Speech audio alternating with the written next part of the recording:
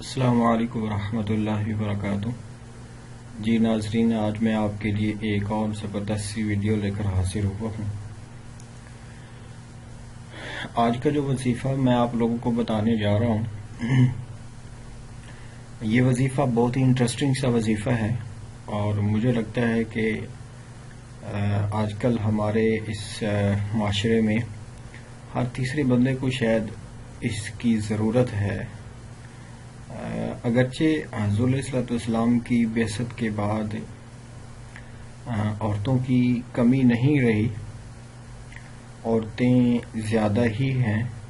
کسی بھی آپ کنٹری کا اگر سروے کریں تو وہاں پہ جو عورتوں کی جو آپ کو تعداد ہے وہ زیادہ نظر آئے گی، بٹ اس کے باوجود بھی ہمارے بہت سارے دوست احباب ایسے ہوتے ہیں کہ جو اس شادی والی نکاح والی اس سنت سے محروم ہوتے ہیں، اور باوجود اپنی شدید خواہش کے وہ اس نیک کام کو، اس سنت کو پایا تکمیل تک نہیں پہنچا سکتے۔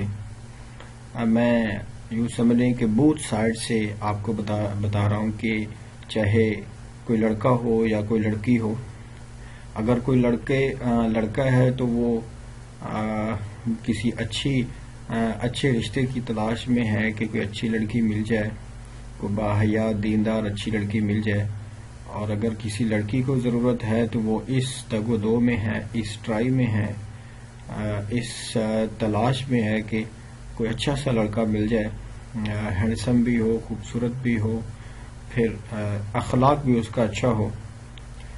تو یہ دونوں طرف سے ہماری اس کی ضرورت بن گئی ہے۔ عورتوں کی بڑھنے کی وجہ شاید ایک وجہ یہ بھی ہے کہ قرب قیامت میں عورتیں ویسے بھی زیادہ ہوں گی، مرد کم ہوں گے۔ اور شاید آپ لوگ جانتے ہیں کہ اسلام نے بڑا ہی ایک زبردست سا ہمیں ایک عمل بتایا ہے کہ 4 شادیوں کی جو اجازت اسلام نے دی ہے وہ شاید اسی وجہ سے ہے۔ اسلام کی جو نظر ہے وہ یونیورسل ہوتی ہے۔ اسلام نے 4 شادیاں کرنے کا جو ہمیں حکم دیا ہے، ہمیں اس کی اجازت دی ہے، حکم تو نہیں دیا، اجازت دی ہے، شاید اس کا مین ریزن ہی یہ ہے کہ اگر ایک مرد کے اندر اگر 4 عورتیں ہوں گی تو اس کا مطلب یہ ہے کہ عورتیں جو ہے بے حیائی سے، بازاری عورت بننے سے بچ جائیں گی، اور اس کا بہت بڑا یہ ایک اسلام کا ایک حسن ہے کہ اس نے ایک یونیورسل ایک بینیفٹ کو اس نے مد نظر رکھا ہے، تاکہ جو عورتیں بازاری بنتی ہیں، فاحشہ بنتی ہیں، غلط راستے پہ چلنا شروع کر دیتی ہیں، وہ شاید اس سے بچ جائیں۔ اگر ایک مرد کے اندر 4 بیویاں ہوں تو مجھے لگتا ہے کہ اگر ہم سب لڑکے اس چیز کو فالو کرنا شروع کر دیں تو مجھے لگتا ہے کہ اسلام کا یہ جو نقطہ نظر تھا وہ انشاءاللہ پورا ہو جائے گا۔ لیکن کیا کریں کہ ہماری سوسائٹی میں جس نے ایک شادی کر لی ہے وہ اسی کے ساتھ ہی بس بڑی مشکل سے گزارا کر رہا ہوتا ہے، چاہے جائے کہ اس کو پھر 3 اور شادیاں کرنے کا بھی ان کو کہہ دیا جائے، یہ تو اس کے لیے بہت ہی مشکل سی بات ہے۔ پھر سم ٹائم یہ ہوتا ہے کہ ہماری جو عورتیں ہوتی ہیں بیچاری، وہ اس چیز کو بالکل بھی، چونکہ ان کے پاس وہ اس چیز کو سمجھتی نہیں ہے، اس چیز کو سیریس نہیں لیتی کہ اسلام اگر کسی چیز کو الاؤ کرتا ہے تو اس کے پیچھے کیا ریزن ہے۔ وہ چونکہ ان میں سینس کی، نالج کی کمی ہوتی ہے، اس لیے وہ اسلام کے اس حسین اقدام کو وہ مد نظر نہیں رکھتی ہیں، اس کو اگنور کر دیتی ہیں اور اپنے ہسبینڈ کو دوسری شادی کرنے سے منع کر دیتی ہیں، حالانکہ ایسا وہ نہیں کرنا چاہیے۔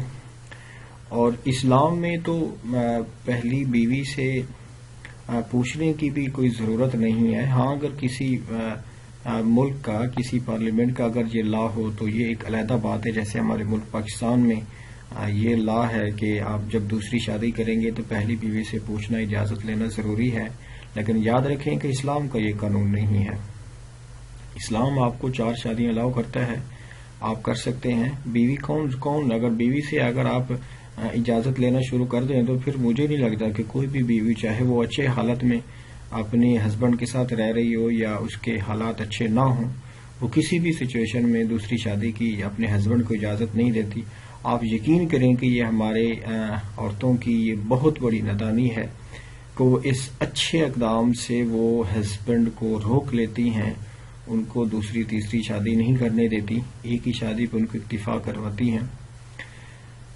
مجھے لگتا ہے کہ یہ بات اچھی نہیں ہے. ہماری سسٹرز کو، ہماری معاشرے کی عورتوں کو یہ بات سمجھ لینی چاہیے کہ اسلام نے جو یہ 4 شادیوں کی اجازت دی ہے، اس کے پیچھے بہت بڑا ایک مقصد ہے تاکہ عورتیں غلط راستے کی طرف نہ جائیں. آج بھی آپ لوگ جانتے ہیں کہ جو عورتیں بیچاری مطلقہ ہو جاتی ہیں ان کے ساتھ کیا حشر ہوتا ہے، یا جن کے لیے کوئی اچھا رشتہ اویلیبل نہیں ہوتا ان کے ساتھ پھر کیا حشر ہوتا ہے. تو یہ اس طرح کے ہمارے معاشرے کی یہ برائیاں ہیں، ہمارے معاشرے کے یہ المیے ہیں جو میں آپ کو بتا رہا ہوں. میری بات آئی تھنک تھوڑی لمبی ہو رہی ہے. میں آپ کو اپنے کام کی طرف ہم آتے ہیں، آپ کو اس کا وظیفہ بتاتے ہیں.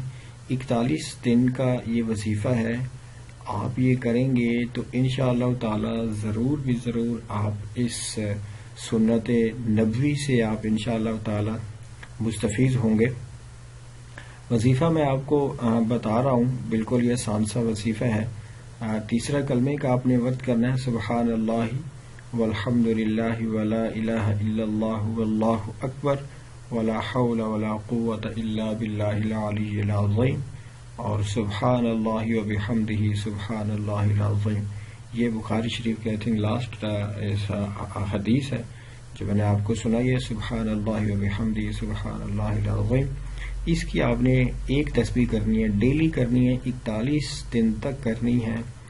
یہ وظیفہ سب کے لیے ہے، لیڈیز بھی کر سکتی ہیں، بوائز بھی کر سکتے ہیں. کوئی بھی اگر شادی کرنا چاہتا ہے سنت نبوی کے جذبے سے، وہ اس کو پایا تکمیل تک پہنچانا چاہتا ہے، تو ضرور آپ یہ وظیفہ کریں اور انشاءاللہ تعالیٰ آپ کو بہت اس کا فائدہ ہوگا. مجھے اپنی دعاؤں میں یاد رکھیں. آپ یہ کسی بھی ٹائم پہ 41 دن کی انشاءاللہ تعالیٰ آپ کو گارنٹی ہوگی، آپ کی ضرور بھی ضرور آپ اس سنت نبوی سے فائدہ اٹھائیں گے. اور یہ آپ نے آئی تھنک ایک ہی نماز کوئی مقرر کر لیں. ویسے میں جو اپنے ویورز کو، سبسکرائبر کو بتاتا ہوں تو عشاء کی نماز کو میں تھوڑا لازمی کہتا ہوں لوگوں سے کہ عشاء کی نماز کے بعد آپ یہ ایک تسبیح کر لیا کریں جو میں تیسرے کلمے کی، اور اس کے آگے سبحان اللہ وبحمدہ سبحان اللہ العظیم. 41 دن تک انشاءاللہ یہ وظیفہ آپ جاری رکھیں. اس کے لیے کوئی ضروری نہیں ہے، لیڈیز اپنے اسپیشل ڈیز میں بھی یہ وظیفہ کر سکتی ہیں، بیکاز زبان پاک ہوتی ہے، پڑھنا الاؤ ہوتا ہے، قرآن پاک کو ہاتھ لگانا یہ ایک اور چیز ہے. تو ناظرین، اگر آپ کو میرا یہ وظیفہ پسند آ رہے ہیں تو پلیز ہمارے چینل کو آپ ضرور سبسکرائب کریں. مجھے اپنی دعاؤں میں یاد رکھیں. انشاءاللہ اگلی ویڈیو ملاقات ہوگی. السلام علیکم ورحمۃ اللہ وبرکاتہ.